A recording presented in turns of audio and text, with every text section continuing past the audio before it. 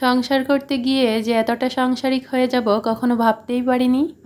কি একটা জীবন! ভোর সকালে ঘুম থেকে উঠো, নাস্তা বানাও, সংসারের কাজকর্ম করো, রান্নাবান্না করো, বাচ্চা সামাল দাও, সবকিছু সামলিয়ে নিজেকে একটু আয়নাতে দেখার সময়ই পাই না। সংসার করতে গিয়ে সংসারের প্রতি এতটাই মগ্ন হয়ে গিয়েছি যে সংসার করতেই ভালোবাসি এখন। আমার এই টুনাটুনির সংসারের সারাটা দিন শেয়ার করব।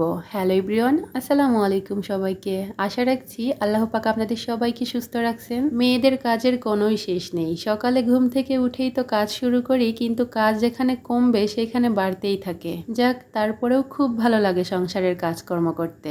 সকাল সকাল যেহেতু বৃষ্টি ছিল বাহিরে, একটু চা বানিয়ে নিচ্ছিলাম, মানে দুধ চা বানিয়ে নিচ্ছিলাম। এদিকে একটু ব্রেড হচ্ছে একটু গরম করে নিচ্ছিলাম হালকা তেল দিয়ে, মানে এপাশ ওপাশ একটু ভাজা ভাজা করে নিব, তারপরে সকালের নাস্তাটা করে নিব। ব্রেড এভাবে করে দিলে আমার বাচ্চাটাও খেতে অনেক পছন্দ করে, আমার কাছেও ভালো লাগে দুধ চা দিয়ে ভিজিয়ে খেতে। আজ সকালের নাস্তাটা এটা দিয়েই করেছিলাম, আমার কাছে তো ভীষণ ভালো লাগে।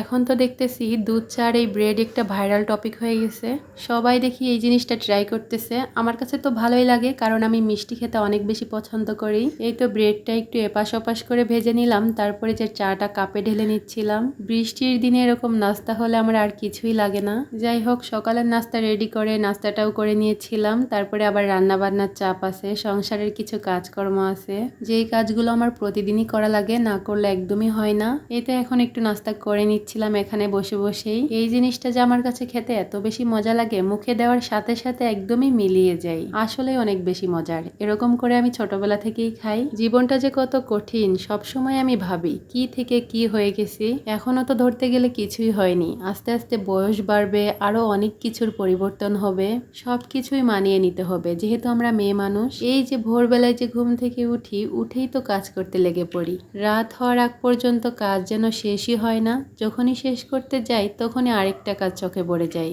যাই হোক, নাস্তা শেষ করেছি, তারপরে ডাইনিং এ এসে দেখি আমার এই র্যাকটা একদমই অগোছালো হয়ে গিয়েছে। র্যাক বলতে র্যাকের ভিতরে কৌটাকুটিগুলো একদমই অগোছালো হয়ে গিয়েছে, দেখতেও কেমন দেখাচ্ছিল। আমার এই র্যাকটা আমি অনেক দিন ধরে একটু ডিপ ক্লিন করতে চাচ্ছি, আমার সময়ই হয়ে উঠতেছে না। মানে র্যাকের ভিতরে যে এতগুলা জিনিসপত্র দেখে আমার ইচ্ছাই করছে না যে এগুলা নামিয়ে তারপরে পরিষ্কার করি। তারপরেও দেখি একটু সময় করে পরিষ্কার করে নিব। নিচের সাইডটা তো একদম গুছিয়ে নিয়েছি, এখন এই যে প্লেটের ওই উপর সাইডটা একটু গুছিয়ে রাখবো। যে কোনো জিনিসই একটু ভালোভাবে গুছিয়ে রাখলে দেখতে কিন্তু অনেক ভালো লাগে, হোক সেটা বেশি দামি হোক সেটা কম দামি। বাচ্চা সামলিয়ে সংসারের কাজ যতটা পারি আমি ততটাই করি, বেশি চাপ দিই না। বেশি চাপ দিয়ে কাজ করলে আবার পেরে উঠবো না। আমার একটু পরিষ্কার পরিচ্ছন্ন পছন্দ, ওই জন্যই কিন্তু আমার সব সময় কাজ করতে হয়, একটু পর পর সবকিছু গোছাতে হয়, যেহেতু ছোট বাচ্চা সব সময় এলোমেলো করে। আমার মতো যাদের বাসায় ছোট বাবু আছে তারাই জানে এই জিনিসটা। কাজ করতে করতে যেন সামনের দিকে এগিয়েই যাই, পিছন দিকে আর তাকানোর সময় হয় না।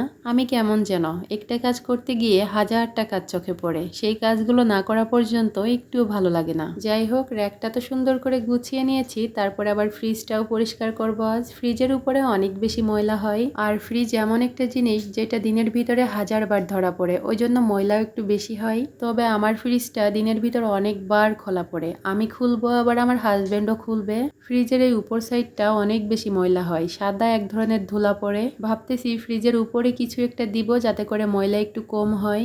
উপর সাইডটা একদমই নষ্ট হয়ে যাচ্ছে ময়লা পড়ে পড়ে, ভাবতেছি কিছু একটা বিছিয়ে রাখবো, দেখি কয়েকদিনের ভিতরে গুছিয়ে ফেলবো। ফ্রিজের উপর সাইডটা একদমই ক্লিন করে নিয়েছি, ফুলদানিগুলো একটু গুছিয়ে রাখতেছিলাম যেহেতু ময়লা পড়ে সব কিছুতেই। ক্যামেরাতে যতটুকু নিতে পেরেছি অতটুকুই আপনাদের সাথে শেয়ার করেছি, এর বাইরেও কিন্তু আমি আরো অনেক কাজ করেছিলাম যেগুলো আমি ক্যামেরাতে একদমই নিতে পারিনি। সব সময় ভিডিও করা আসলে পসিবল হয় না, যার কারণে আমি যতটা পারি ততটাই আপনাদের সাথে শেয়ার করে থাকি। তারপরেও আমার এই ভিডিওগুলো আপনারা অনেক বেশি পছন্দ করেন, যেটাতে আমার অনেক বেশি ভালো লাগে। ফ্রিজটা পরিষ্কার করে ডাইনিং টেবিলটাও একটু পরিষ্কার করে রাখবো, তারপরে আমি রান্না করতে চলে যাব। এখনো রান্না বান্না বাদ আছে, সকালে ঘুম থেকে উঠে নাস্তা করেই তো কাজে লেগে পড়েছি। এই হচ্ছে আমার সাংসারিক কাজ। ডাইনিং টেবিলের উপরে আমি সবসময় একটা টেবিল ফ্যান রেখে দেই, যেটা আমার সবসময় কাজে লাগে। এটা হচ্ছে চার্জার ফ্যান, অল্টন থেকে নিয়েছিলাম। অনেকেই জিজ্ঞাসা করেছিলেন আপু আপনার এই ফ্যানটার দাম কত, আমি রিপ্লে করতে পারিনি, খুবই দুঃখিত।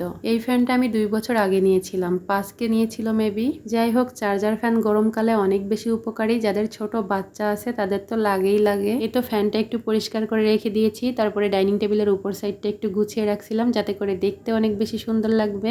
আজ বেশি তাড়াহুড়া ছিল না, কাজ করতেছিলাম একটু আরামসেই, কারণ আমার হাজব্যান্ড হুট করেই বর্ডারে চলে গেছে, যার কারণে আমার তেমন একটা ঝামেলাই নাই। মানে রান্না বান্নার কোনো ঝামেলা নাই, আরামসে করব সব কাজ একদম ধীরে ধীরে। ডাইনিং টেবিলটা পরিষ্কার করে বেডরুমটা একটু গুছিয়ে নিব, তারপরে আমি একদম আরামসে রান্না করব।